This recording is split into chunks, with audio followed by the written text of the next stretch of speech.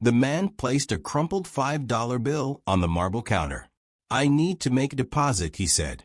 Bradley looked at the bill, then at the man, then at the bill again. He picked it up between two fingers, slowly, like it was something he'd found stuck to the bottom of his shoe. Held it up to the light. $5. $5. Bradley laughed. Not quietly, not politely, loud enough for the entire bank to turn. He turned to the room, voice up, loud enough for every marble wall to carry it. "Sir, this is First Sovereign Bank. We manage accounts worth millions. And you walked in here." He dropped the bill back on the counter and slid it forward with $5. The man said nothing. "Do you even have an account here?" Silence. Bradley leaned forward. "Get out." The man looked at the $5 bill on the counter, looked at Bradley, then slowly, without a word, he picked it back up, folded it, and put it in his pocket, and smiled. Not a nervous smile, not an angry smile. The smile of a man who already knew exactly how this was going to end. Before we proceed, kindly tell us where you are watching from in the comments. Because what this man did next, most people would never see coming. His name was Raymond Caldwell, 61 years old. No suit, no briefcase, no car parked outside. Just a weathered coat, a pair of scuffed boots that had seen 40 states, and a quiet that settled around him like fog wherever he walked. To anyone who looked, and most people didn't, he was just another man the city had chewed up and forgotten. That was the point. He ate breakfast every morning at a diner called Hannah's, 3 blocks east of the bank. Same booth, same order, scrambled eggs, black coffee, no sugar. He left the same tip every time. $4, 40%. The waitress, a woman named Clara, who had worked that counter for 19 years, knew him only as Ray. She didn't know his last name. She didn't know his net worth. She knew that he was always there by 7:15, that he always said good morning, that he never looked at his phone because he didn't carry one, and that once during a February storm that shut half the city down, he had quietly paid 6 months of back rent for the family who lived above the diner. In cash. Through the landlord. Anonymously. Clara found out 2 years later. She cried in the walk-in freezer for 10 minutes and never said a word about it to anyone. That was Raymond. He had spent 30 years building things. Quietly, carefully, without a single press release. He didn't do interviews. He didn't attend galas. He didn't allow photographs. He didn't put his name on buildings. He put his name on paper. The kind of paper that actually mattered. Deeds, contracts, acquisition documents, articles of incorporation. He kept one office on the 14th floor of a building he also owned, 3 miles from the bank. The office had no nameplate on the door. The receptionist told visitors the floor was closed. The elevator required a key. Raymond liked it that way. He had learned a long time ago that power, real power, doesn't need to announce itself. The people who announce it are usually the ones who borrowed it. He had been watching First Sovereign Bank for 6 months. Not because it was struggling financially. It wasn't. The numbers were fine. But numbers aren't the whole story. Complaints had been climbing steadily. Staff turnover at the downtown branch had hit 71% in 18 months. 3 formal HR grievances had been filed and quietly closed. Raymond had read every one. He had flagged the branch, flagged the manager, and then decided, the way Raymond always decided things, to see it for himself. No security team, no lawyers, no warning call ahead, just an old coat, a pair of scuffed boots, and a crumpled $5 bill. Raymond Caldwell had not always been a man of silence. There was a time, a long time ago, when he was loud, not reckless, not arrogant, but ambitious in the way that young men with nothing are ambitious. leaning into every room, staying late, saying yes before anyone finished asking. He built everything from nothing. No investors, no spotlight, just quiet decisions that turned into power. Not because banking excited him, because banking is where people are most vulnerable. And Raymond had decided a long time ago that if he was going to have power, he was going to use it to protect people like the ones he grew up beside. Not dismiss them, not humiliate them, not scan them from shoes to collar and file them under not worth it. That distinction mattered to him more than any number on any balance sheet. Bradley Harmon had been branch manager for 3 years. Before that, assistant manager at a smaller branch across town. Before that, loan officer. He had climbed consistently, not because he was exceptional, but because he was confident. And in the absence of strong leadership above him, confidence had been mistaken for competence at every step of the way. He had a look he used on people, a slow, top-to-bottom assessment, eyes starting at the shoes, moving upward, then a slight pause, barely detectable, that communicated a verdict. Staff had a name for it. They called it the scan, and they dreaded it, because once Bradley had scanned you, once he had decided what you were, nothing you did after that moment changed the verdict. Not your performance, not your effort, not your results. The verdict was final. He ran that branch the way a man runs a kingdom he believes he deserves by birthright. Morning meetings started with Bradley standing at the front of the conference room, delivering assessments of the previous day's performance like a general who was perpetually disappointed in his troops. No specific feedback, no solutions offered, no path forward, just disappointment, delivered with the quiet satisfaction of a man who enjoys delivering it. 3 tellers had resigned in the past 12 months. 2 of them filed HR grievances before they left. The first cited hostile communication. The second cited targeted harassment. Both grievances were reviewed by regional management. Both were closed without action. Bradley received no formal reprimand. He received a performance bonus in Q3. That was the branch Raymond's regional director had flagged. That was the culture Raymond had come to observe.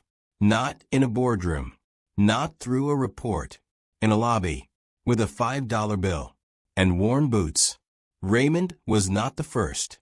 2 weeks before his visit, a woman named Darlene had walked through those same glass doors. 63 years old, retired schoolteacher, fixed income. She had come to ask about a fee that had appeared on her account statement without explanation. Bradley had handled it personally. He had explained, with the particular patience that isn't patience at all, that the fee was standard. That Darlene should have read the terms of her account more carefully, that this kind of confusion was, and here he had leaned forward slightly, common among customers who didn't fully understand financial products. Darlene had taught economics electives at a public high school for 22 years. She had managed a household budget, raised 3 children, and never missed a payment in 4 decades. She left without the refund. She did not come back. 3 months before Darlene, a young man named Tobias, 26 years old, trying to open his first business account for a landscaping company he had built from nothing. 2 employees, a truck he'd paid off early, a client list he'd earned 1 yard at a time. Bradley reviewed the application personally, denied it. Reason given, insufficient financial history. The real reason, which 2 tellers overheard clearly and never forgot, was something Bradley said under his breath as Tobias walked toward the exit. They didn't repeat it, but they remembered it. They had written it down in the HR grievance that was filed, reviewed, and closed without action. Bradley had a category for people he deemed unworthy of his time. He had never been corrected. He had never faced a consequence. As far as Bradley Harmon was concerned, the system had agreed with him at every turn. He was about to learn that the system had an owner, and that owner had walked through his door at 9:14 in the morning with a $5 bill and worn boots. Raymond didn't leave. He stood at that counter, calm, perfectly still, like a man waiting for something he had already scheduled weeks in advance. Bradley walked back over, slower this time, the slowness of a man who wants the room to understand that this is beneath him, that he is doing a favor simply by returning. "Sir, I am not going to ask you again." "I'm not asking you anything," Raymond said. "I came to make a deposit. With $5. With $5. Bradley turned to the teller beside him, a young woman named Priya, for months at the branch, still learning what kind of place this was. She was standing very still, eyes forward, the posture of someone who had already learned that drawing attention meant becoming a target. "Priya," Bradley said, "is this man in our system?" Priya typed, looked at her screen, typed again. "He's not in the system," she said, carefully. "Right." Bradley turned back to Raymond. "So you don't have an account here?" "Not yet," Raymond said. Bradley repeated it back like a punchline. "Not yet." He looked around the lobby. A slow, deliberate scan of the room. Theatrical. Practiced. "This is not a charity. We don't open accounts for—" He stopped. Just barely. Left the sentence unfinished in a way that was somehow louder than finishing it. "For what?" Raymond asked. Level. Quiet. Unhurried. Bradley didn't answer. He turned to Marcus instead, the security guard posted near the entrance. 42 years old. Former military. A man who had spent 2 years at that post and learned to read rooms faster than most people read faces. "Marcus, please escort this gentleman out." Marcus looked at Raymond. Raymond looked back at Marcus. Something passed between them in that moment. Not words, not gestures, just recognition. The kind that happens between men who have both been on the wrong end of a decision someone else made about them. Marcus didn't move. "Marcus." Bradley's voice dropped an octave. "Now." Marcus took one step forward, then stopped. "Sir," he said to Raymond, quietly, "is there anything I can help you with?" Not what Bradley had asked. Not even close. Bradley's jaw tightened. He stepped closer to Raymond than necessary. Lowered his voice to the register that is supposed to feel like power. "You want to know the truth? People like you come in here thinking this is a public service. It is not. This is a business. A private business. And you, with your $5 and your a pause, another scan, everything, you do not qualify."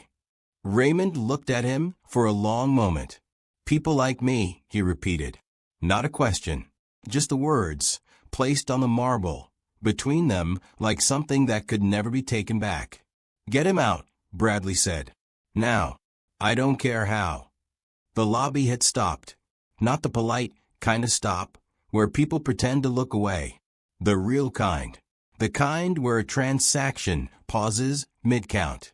Where a couple at the loan desk forgets what they were saying. Where a woman near the ATM puts her card back in her purse and just watches. 12 people. Bradley felt every single one of them. And he performed. "Ladies and gentlemen, I apologize for the disruption," he said. Loud. Composed. Like a man addressing a board meeting. He picked up the $5 bill from the counter. Held it out toward Raymond. "Take your money. Get some breakfast. And please," he paused for the room, "don't come back." Bradley didn't pull his hand back.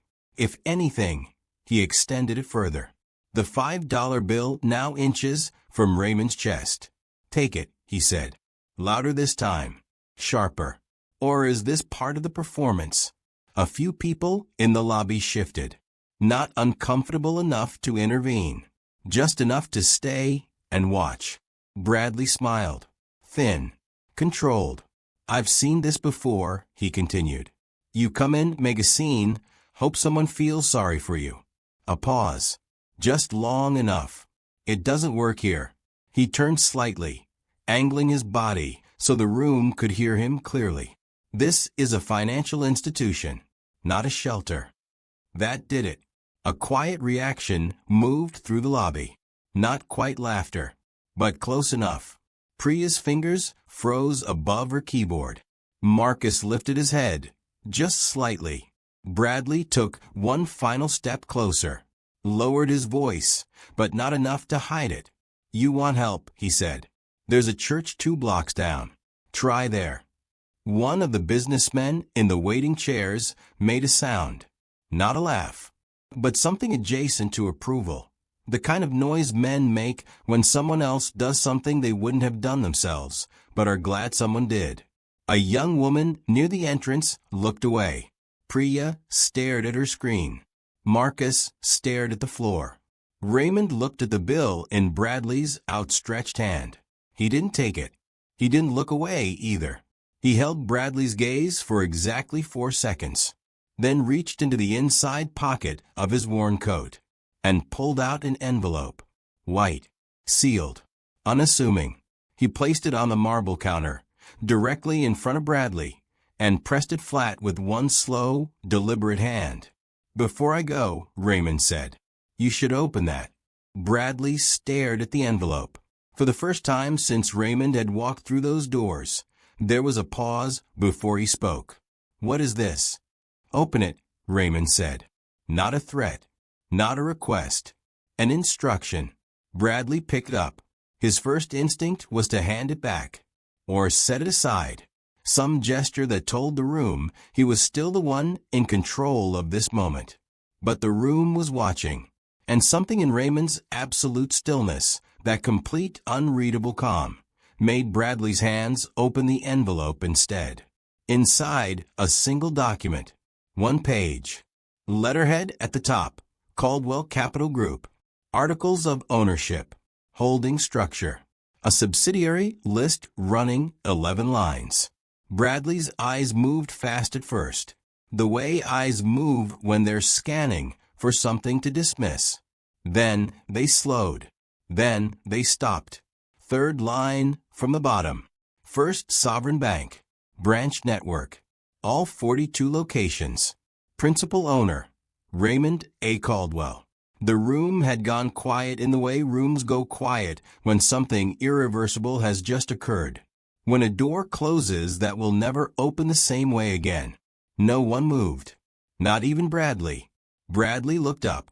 Raymond was standing exactly where he had stood for the past 20 minutes.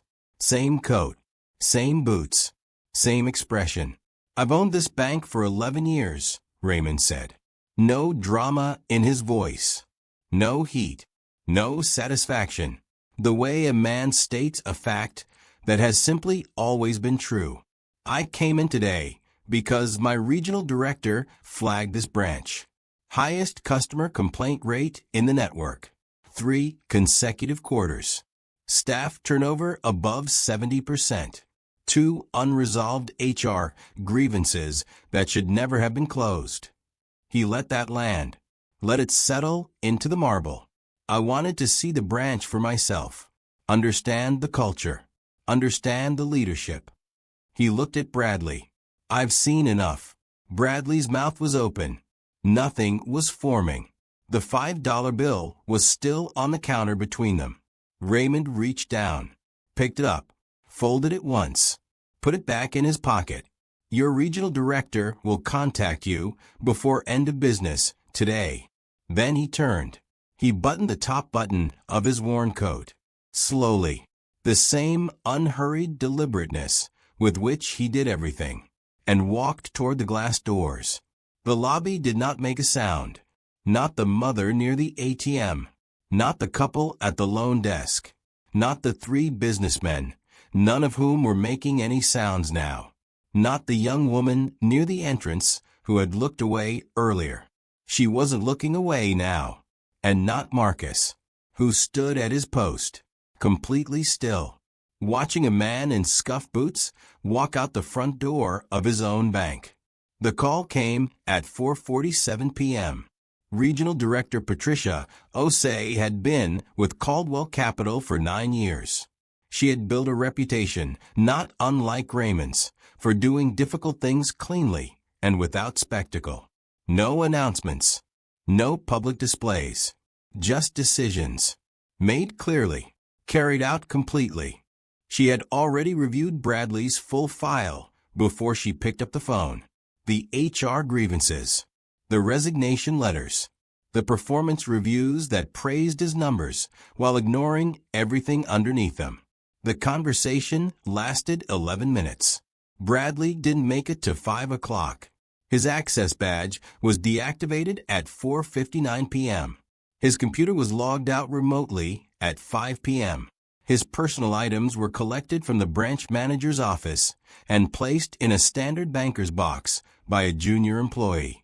That junior employee was Priya, the same young woman who had stood very still at her teller window that morning, eyes forward, waiting for it to end. She placed the box on Bradley's desk without ceremony. Didn't make eye contact with the interim manager standing in the doorway. Didn't say anything. Just put the box down and walked back to her station. The 2 HR grievances, the ones reviewed, closed, and filed away, were reopened. A third-party investigator was brought in. Both former employees were contacted directly. The woman who had cited hostile communication received a formal written apology from Caldwell Capital, signed by Patricia Osei. The severance she had been denied when she resigned was paid in full, with interest. Tobias, the young man whose business account application had been denied without justification, was contacted by the new interim manager 3 days after Raymond's visit. His application was reopened, approved within 48 hours. When Tobias asked why the original application had been denied, the interim manager said simply, "It shouldn't have been." Tobias opened his business account on a Tuesday morning. His landscaping company had its best quarter 6 months later. He never knew exactly why the reversal had happened. He never needed to. Marcus, the former military man who had taken one step toward Raymond and then stopped, received a commendation in his personnel file 3 weeks later. No explanation attached. He didn't ask for one. He kept showing up at 8 a.m., kept his post near the entrance, kept reading rooms faster than most people read faces. And on the mornings when someone came through those glass doors looking uncertain, looking like someone who expected to be turned away before they'd said a word, Marcus was the first person to move toward them. "Can I help you find someone?" he'd ask. Every time.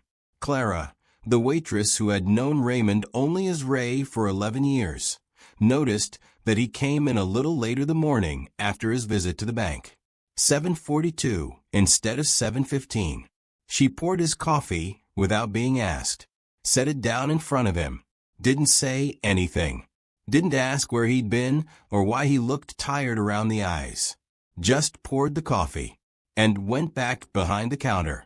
Raymond left $4 on the table when he stood to go. 40%. Same as always. Bradley didn't lose his job because of $5. He lost it because of what he decided in 3 seconds about a man he had never met. He looked at worn boots. He saw someone beneath him. He was wrong. The categories we put people into based on what they wear, what they carry, how they look when they walk through a door, those categories say nothing about them. They say everything about us. There are men who build empires in silence, who eat at diners, who tip 40%, who fix their own pipes and remember the names of every person who ever showed them decency. And they move through the world without announcement, because they already know something that Bradley never learned. The most dangerous people in any room are rarely the loudest. They're the ones who already know how it ends, and smile because of it. If this story hit different, you already know what to do. Like, subscribe, and share this with someone who still judges books by their covers. Because one day, that book might own the building. Justice Scope. Every story ends the same way, with exactly what was earned.